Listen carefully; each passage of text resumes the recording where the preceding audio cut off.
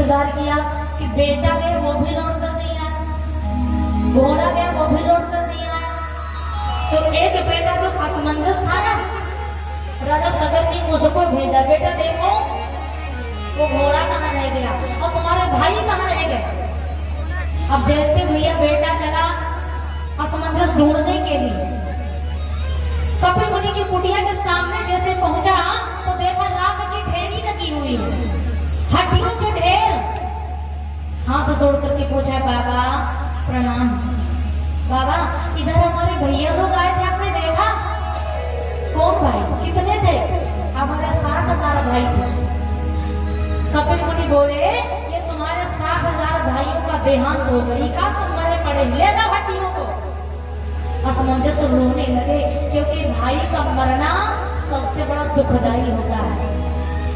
भाई खाली बंटवारे के टाइम दुश्मन होता है, बाकी भाई कलेजे का टुकड़ा होता है दूसरे का, होता कि नहीं होता? भाई के मरने का सदमा दुनिया में सबसे बेजा है, और इसको वो ही सह पाता है जिसका वज्र का कलेजा है। कहते भाई मर जाए और दूसरे भाई के में आंख में आंसू ना आ जाए तो समझना वो भाई नहीं है, वो भाई भाई का तो कहना है। भाइयों का देहांत हो गया, इनको मुक्ति कैसे मिलेगी, इनको मोक्ष कैसे मिलेगा? क्योंकि जो अकाल मृत्यु मरता है वो ऊपर नहीं जाता, भूत ही नहीं पाते।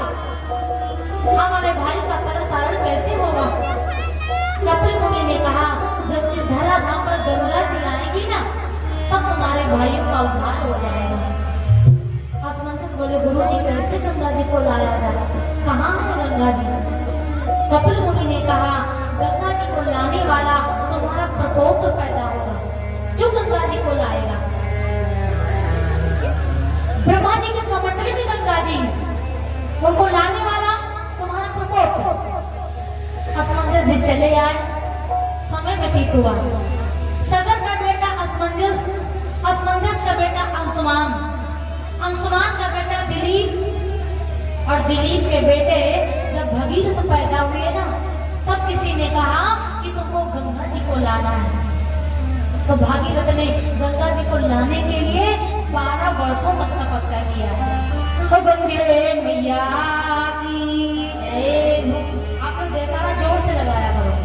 तो साचे दरबार की जय, कुछ लोग तो जय, कुछ लोग नींद हाथ उठाए बोला करो माँ हिया नहीं मुंह में खोला। हाँ अब तो बैठिया कर कंधा चुरा लेता है, कोई फोड़ डाले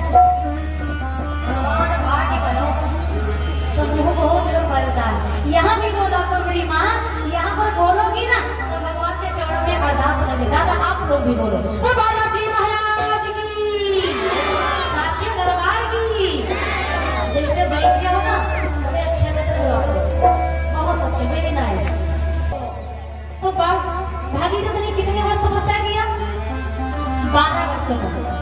भागीरथ ने गंगा निमित्त केशव का ध्यान लगाया, भागीरथ ने गंगा निमित्त केशव का ध्यान लगाया।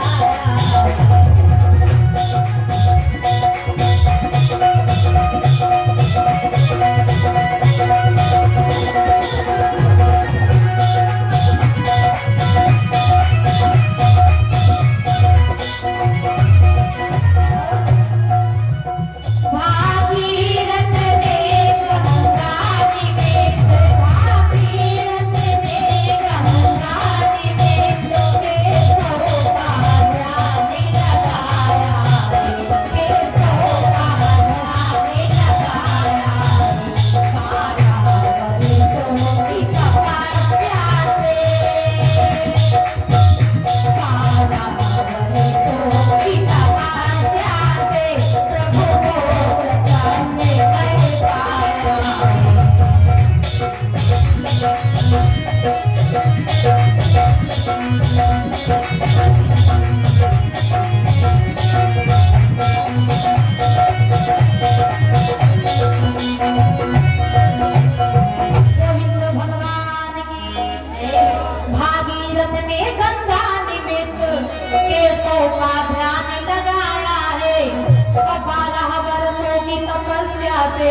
सबको प्रसन्न कर पाया है।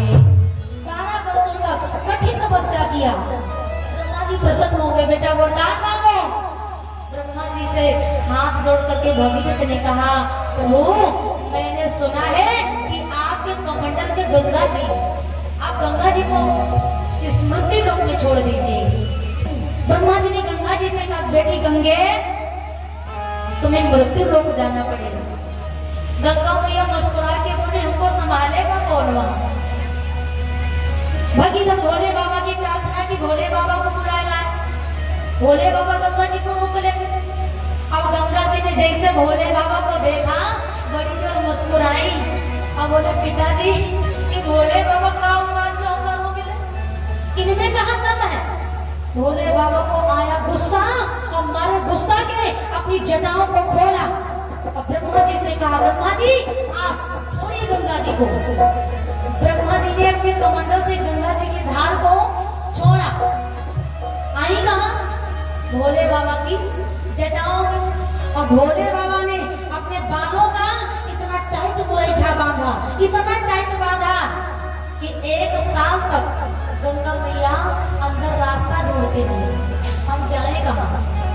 हाँ, जब रास्ता ढूंढते थे तब भगीरथ ने कहा, भोले बाबा गंगा जी को छोड़ो, हमें मृत्यु लोक ले जाना है, पूर्वजों का उद्धार करवाना है। भोले बाबा अपनी जटाओं से एक केस को उखाड़ा और उखाड़ करके पृथ्वी पर पटका, गंगा जी की धार को प्रवाहित कर दिया। ओ गंगे मैया की जय।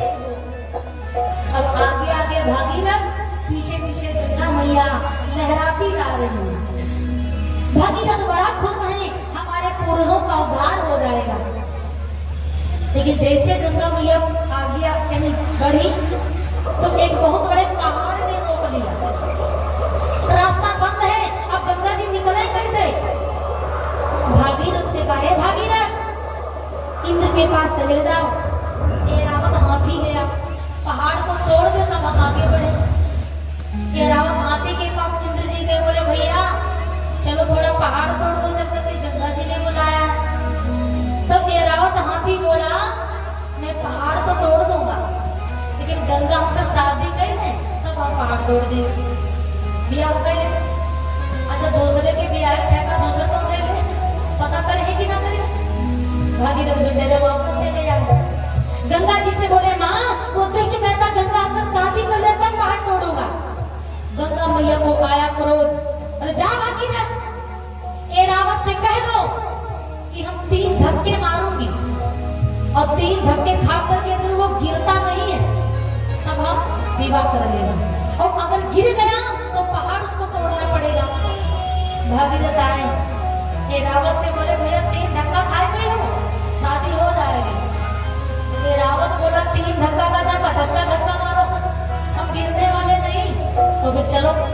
ऐरावत हाथी आया, और गंगा मैया ने जैसे देखा ऐरावत को, तो अपने लहर को इतनी तेज बढ़ाया, इतनी तेज बढ़ाया, गंगा मैया हिडोरे लेने लगी और हाथी को मारी थपेड़। एक ही थपेड़ हाथी को लगी। हुआ क्या कि एक ही थपेड़ा लगते ही अरे पापी का मन तब ऊब गया, अब दूसरा थपेड़ा लगते ही अभिमानी जल में डूब। दूसरा थपेड़ा लगते ही अभिमानी जल में डूब।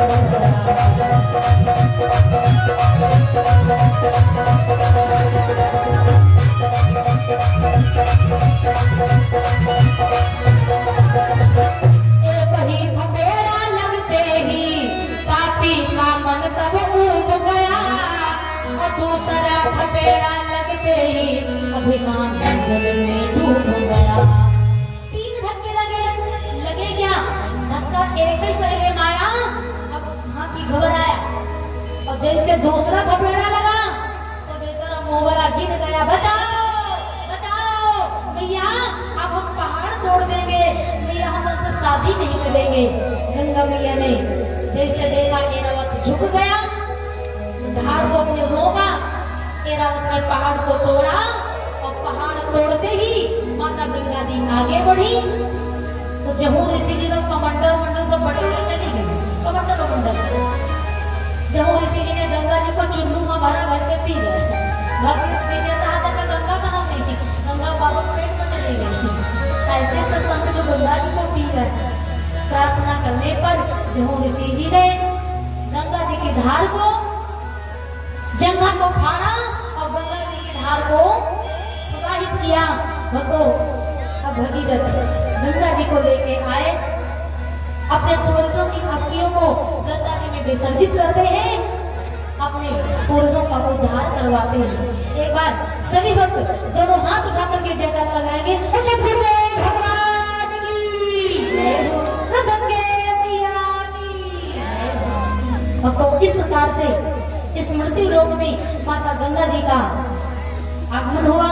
माता गंगा जी इस मृत्यु लोक में आई, लेकिन गंगा जी को कुछ लोग जाते पुण्य करने और कुछ लोग पाप करने। जाते तो पुण्य करने हैं, लेकिन धोखे से पाप हो जाता। पता कैसे? बहुत हमारे भैया लोग बढ़िया स्नान कर लिए और फिर निकाला तेरे नाम, खड़े पुल पर ताका झांकी मचिया है, माताएं बड़े स्नान करके अपना तैयार हो गई, ऊपर से ताका झांकी लगाए हैं। हम तो कहेंगे प्लास्टिक को लेकर रो करेंगे, तो को ना मिलेगी। जाते ही पुण्य करने हो जाता है पाप। कुछ लोग आए हैं कथा में, कथा से सबसे ज्यादा चोरी का हो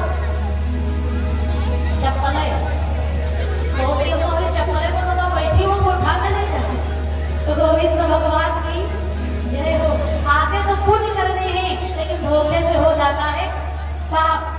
तो गंगा जी को बहुत लोग जाते हैं पुण्य करने, लेकिन धोखे से भी आपसे पाप ना हो पाए, क्योंकि कहते हैं कि जिंदगी में भूल करना पाप कर, जिंदगी में भूल करना पाप कर, जिंदगी में